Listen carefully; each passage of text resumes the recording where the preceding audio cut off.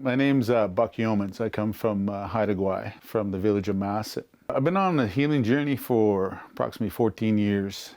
And in that 14 years, there's been very fortunate to learn a lot of things from a lot of very knowledgeable people. Lately, the things that I'm really focusing on is energy and vibrations and things of that nature, as well as spirit.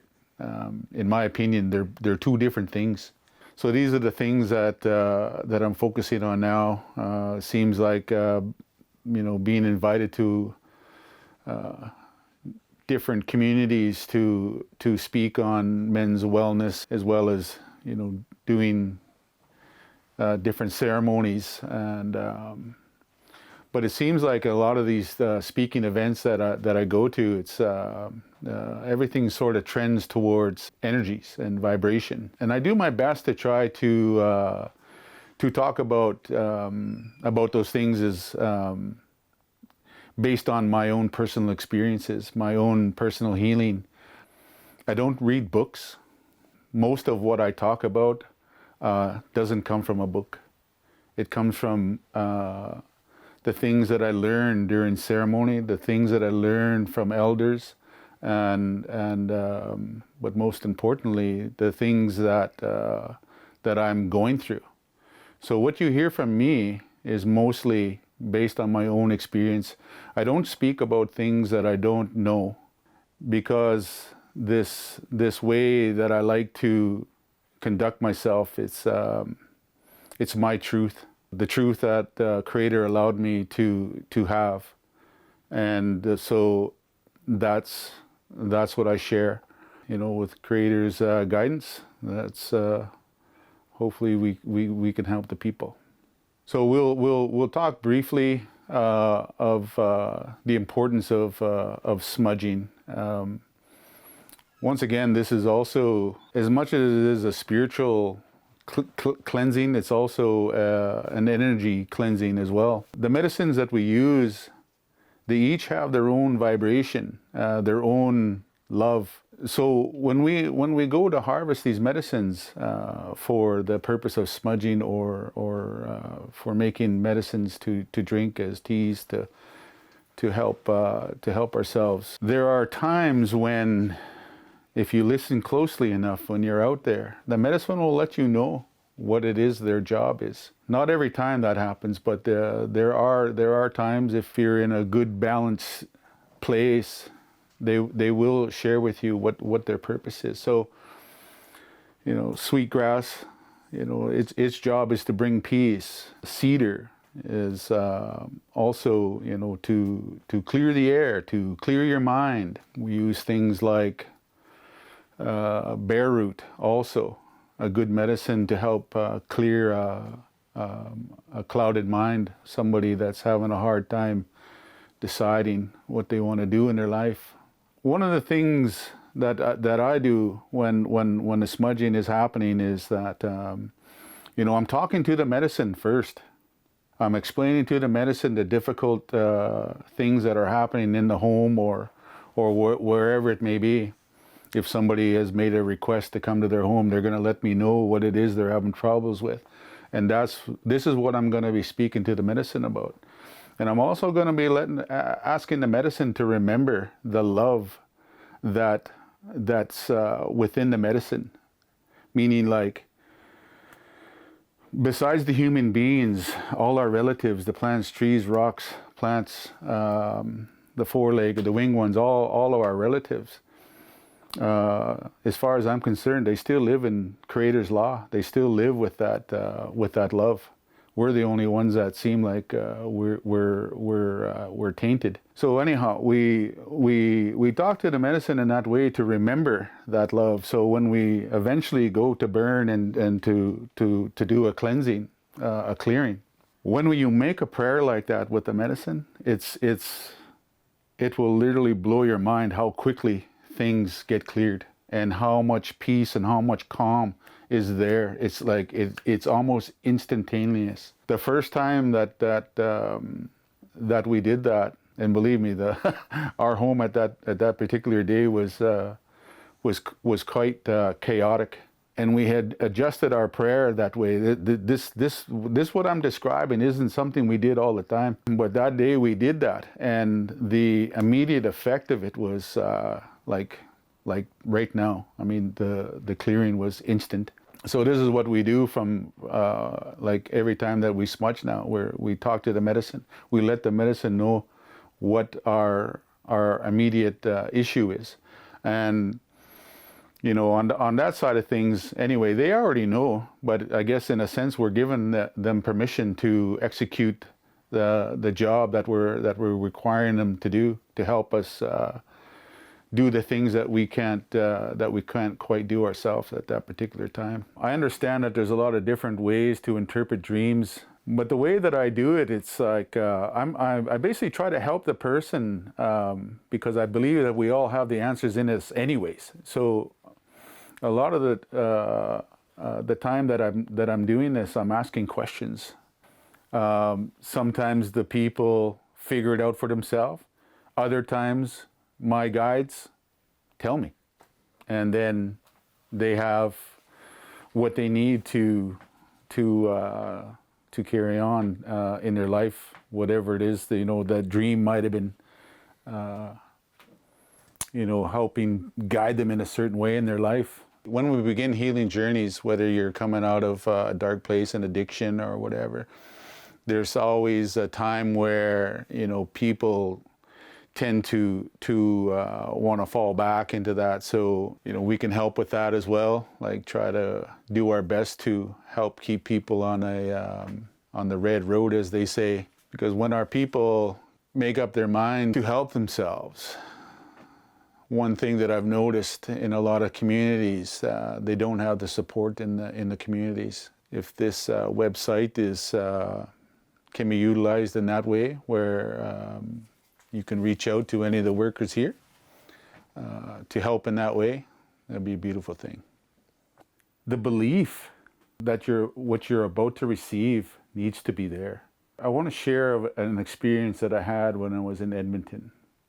These people came to see us, and they wanted the healing energy work, which we did. And this particular person also had another thing going on. So we worked on them. I worked on them. And those that helped me, grandfathers, grandmothers.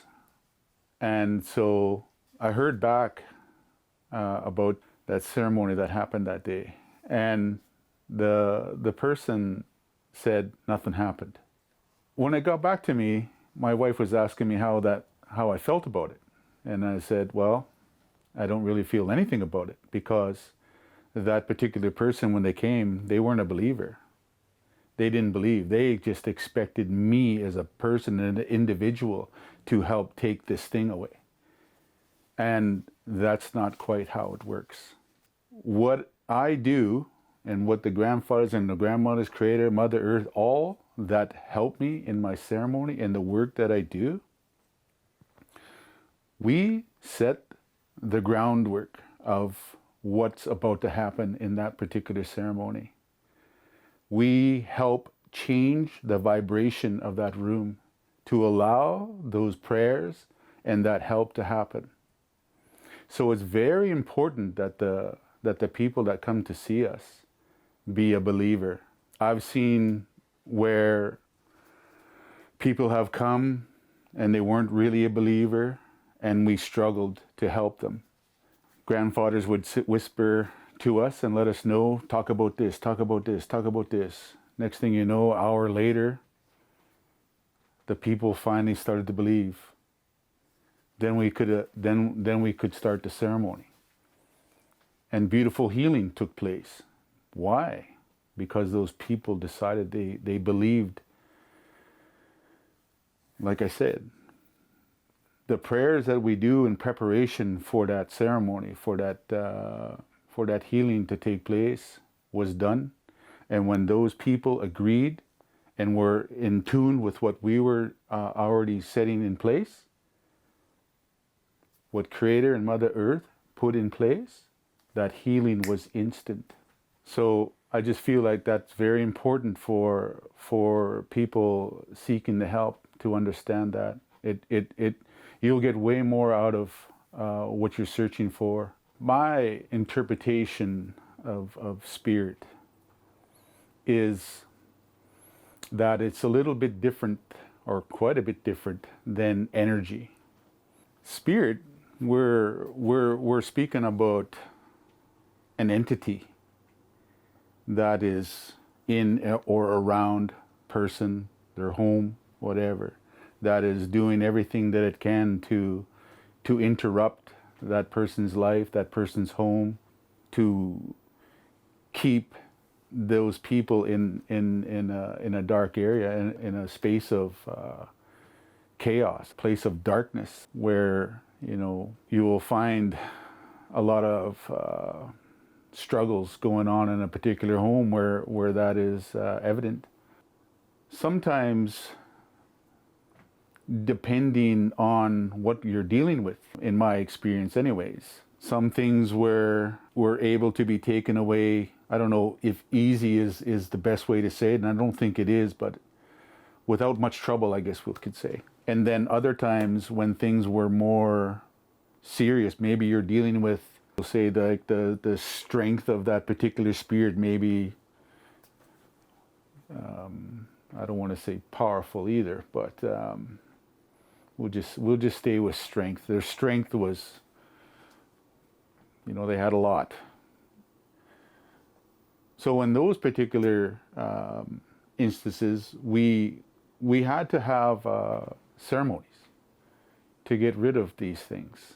Again, it came down to the people there that asked us to come to believe. Then it was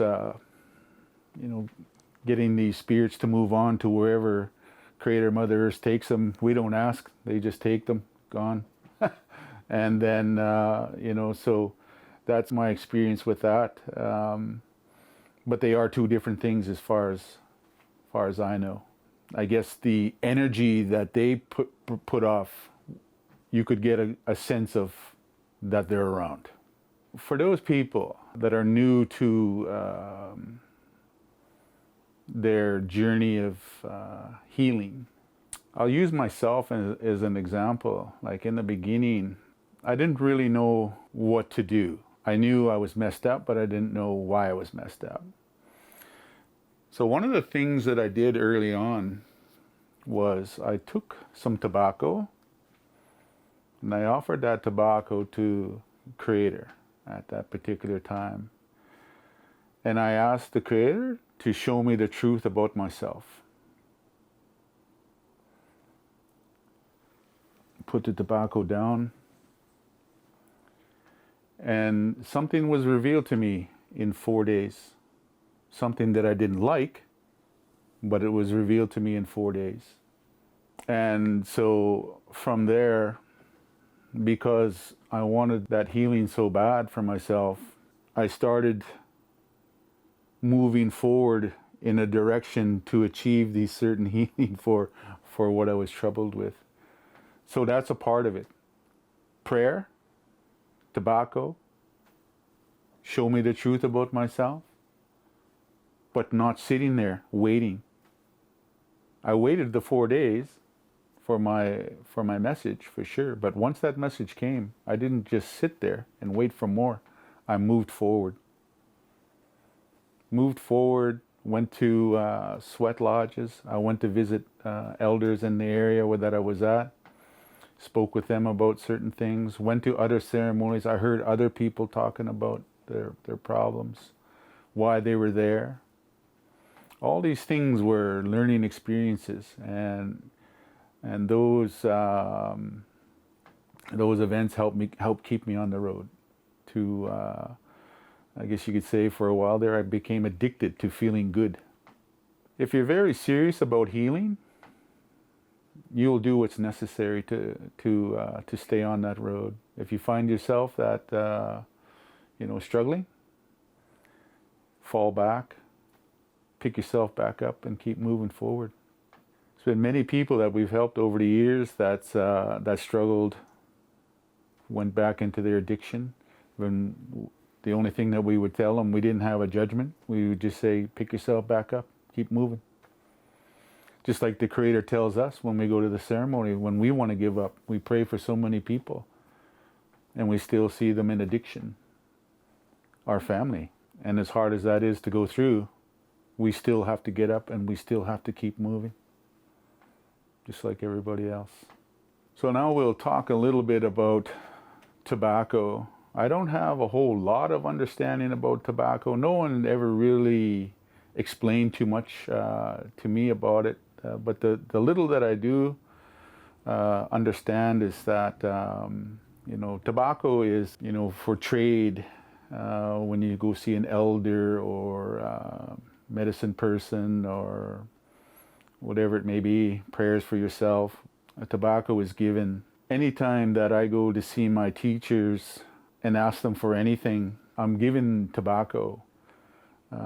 Anytime that I'm having prayers for, myself, tobacco. And so the way that I see it is, or understand it, is you're given permission or asking permission for something. In the Cree territory, this is where I first began to see this. When they would ask me something about my homeland in Haida or the West Coast out here, as soon as I started to tell my story, right away, whoop, they would hand over a cigarette right away, and I was kind of baffled by that. Like, why are they giving me a cigarette in the beginning? But later I would learn, like what they, because I asked why are they giving the cigarette? And the way they explained it to me is that they said, because you're about to share a piece of knowledge, and when you offer that tobacco, you're giving permission for that knowledge to stay with you. So even though I was telling these stories of Haida Gwaii, not really in-depth knowledge or anything like that, but it was, sharing some of my fun experiences and stuff like that. That was something that they wanted to capture for themselves. And so when they gave the tobacco, that's what they experienced. When I shared this story with them, and their reactions were those that it was though they lived it with me. And so this is where this understanding of the tobacco, that was my introduction, I guess, for myself. I don't really know. I know there's stories that talk about, like in the beginning of time, about the tobacco. I don't know that.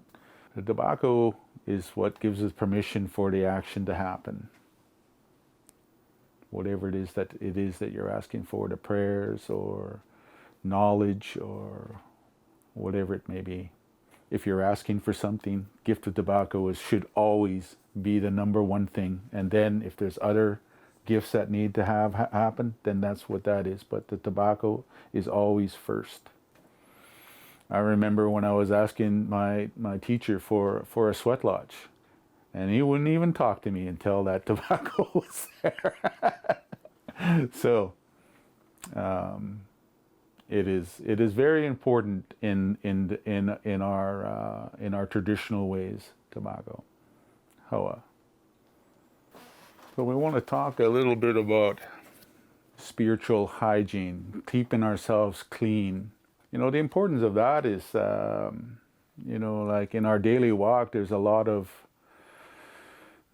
toxic energies around in this world today. This world is very corrupt and toxic in a lot of different ways. Right from birth, we're exposed to a lot of traumatic events, and those energies and sometimes spirit will live with us as we go through our life. Those are the things that keep us in a darkness. So now that when we find ourselves on this red road, this healing journey, to keep ourselves as clean as possible with smudging and personal healing.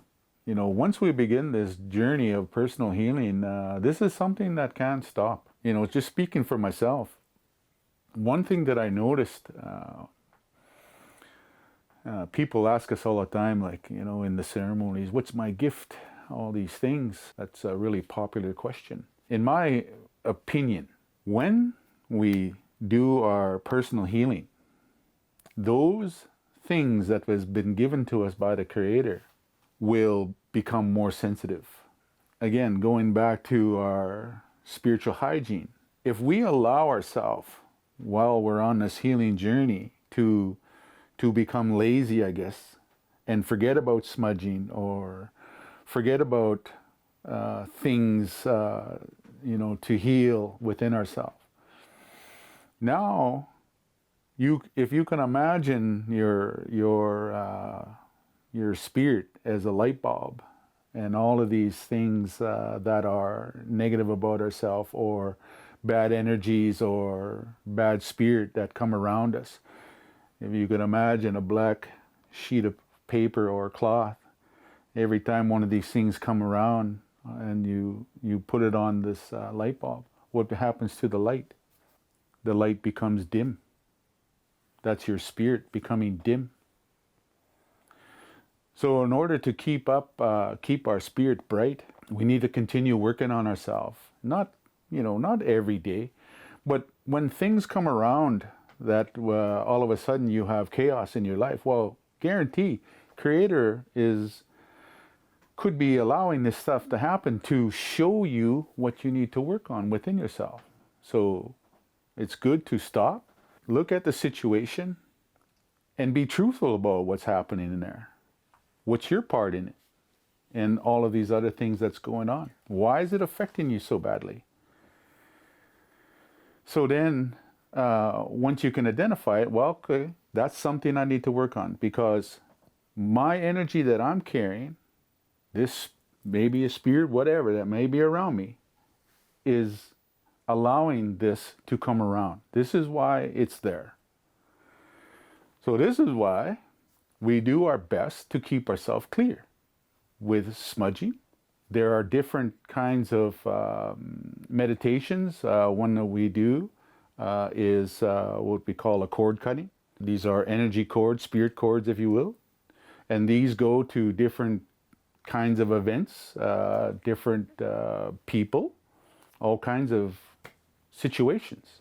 Anything that has affected our spirit in a negative way or traumatic way, whatever, the cords are all of a sudden attached to these different things.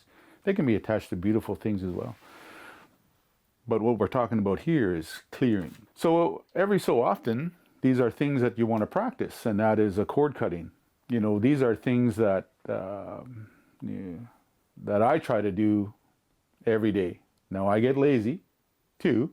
So sometimes when I put it off, then all of a sudden I start to feel dragged down. My energy level is down, and so these, that's an example of how your body can feel, how your energy can feel if you get lazy. So do your best to keep up with the smudging. Do your best to do the meditations, however it is that you like to do. Like I say, we do one that's called a cord cutting, where we go into a meditation. We can see where these cords are attached to different parts of our body. We envision ourselves with a knife and cut them all off and get them all off of us, and then all of a sudden we feel beautiful again. We feel light again. So now, after those things are done and we're resuming our life, most of the time when you're in that kind of a space, you can already begin to feel when something not good is coming your way, like maybe even days ahead of time. So that's the importance of spiritual hygiene, is to keep the vibration high and your gifts as sensitive as they can be at that particular time in your life. Hawa. So we'll talk a little bit about meditation. In my personal life, I struggled a lot with anxiety and depression, even up to now, but it's not quite as bad as it used to be. Before I began my healing journey, I probably should have been in a rubber room or something. That's how bad my condition was. It hasn't been that long since I started meditation. Probably in the last 3 years. And now it's not something that I do like every day, even though I'm doing it way more frequently lately. The meditation helped a lot with the anxiety because of the breathing techniques that are involved, the state of relaxation that it can bring you to, as opposed to like when you're in an anxious state, like, you can't breathe properly. You're in, like, if you're anything like me, my breaths were super short, almost hyperventilating at times, feeling like passing out, like all of these different not cool feelings. And one thing that I noticed with when I started meditation, how relaxed and how quickly I got relaxed. And not only that, like how much sharper it seemed like my mind was. Before the meditation, it was very quick. It was looking at 100 different things in like 1 second, seemed like. But when the meditation kicks in and you can maintain that calm, that peace, and the breathing, your heart rate comes down. You literally feel like you're being absorbed into, whether you're in a chair or however it is that you want to do it, laying down, whatever it is. The feeling that you get from it is just a relaxed state that we just don't feel enough of. The mind calms. You, at least for me anyway, I become more focused on one thing. And that is wherever that meditation is bringing me. It could be to my happy place. I feel is the most beautiful place on this earth. I go there. And just that, I mean, if I could just think of that, I mean, it just brings me a nice calm place. And at the same time, it's not just about that location. It's also my focus is on the Creator and Mother Earth at the same time. So if I'm talking to young men, one thing that I would like them to know is to rediscover your true identity. From whatever nation you're from, you have knowledge in those areas of what it is to be human being. As it is, we are of the human nation. In our ancestors' time, some of that was taken from them. A good part of my healing journey was rediscovering who I was. Even though I grew up in Haida Gwaii, I didn't know who I was. I didn't know what it was to be Haida, or a human being, a young man. There was no teachers around that time to show us what it is to be a man, what it is to be a warrior for the people.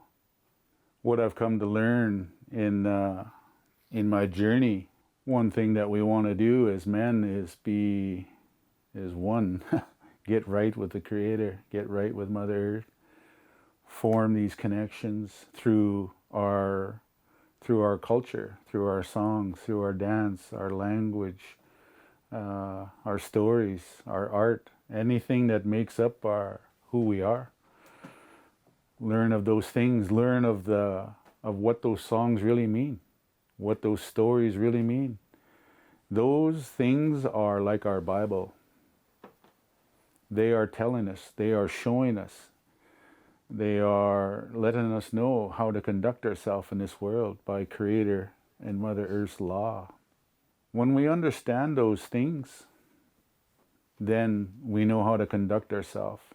We learn to have honor. We learn to have respect. The other thing is to understand we are sacred beings. Just like when we get excited when we haven't seen a killer whale for a while, when we haven't seen an eagle for a while, or a raven, or a bear, frog, whatever these things are. That way that we look at those things. When we haven't seen the ocean for a long time, or we haven't been into the woods for a long time. That feeling that we get when we go to these places, that feeling is how we want to feel about ourselves inside. That we mean something, that we're loved, that we belong.